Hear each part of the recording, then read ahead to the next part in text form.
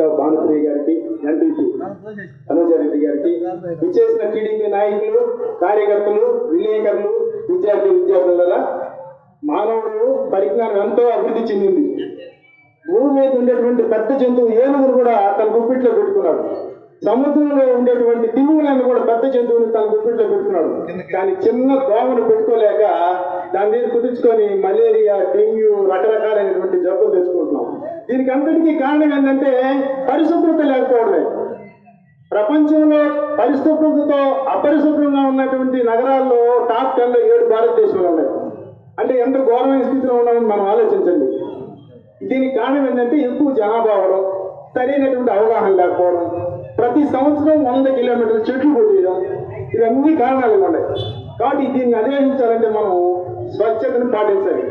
మన ముఖ్యమంత్రి గారు దీన్ని ప్రతిష్టాత్మకంగా తీసుకొని ఈ కార్యక్రమాన్ని నిర్వహిస్తున్నారు. దాంట్లో భాగంగా ఈరోజు వెంకటగిరి పట్టణంలో కూడా మన శాసనసభ్యుల నాయకత్వంలో మనం అందరం కూడా ఈ కార్యక్రమంలో పాల్గొన్నాం. ప్రతి ఒక్కరు కూడా ప్లాస్టిక్ ని నిరోధించండి, వీలైనంత వరకు చెట్లు పెంచండి. ఎందుకంటే ప్రాణి కోటికి నీరే జీవనాధారం. నీరు కావాలంటే మనకు చెట్లు కావాలి. కాబట్టి చెట్లు కొట్టే కన్నా పెంచడానికి ప్రయత్నించండి.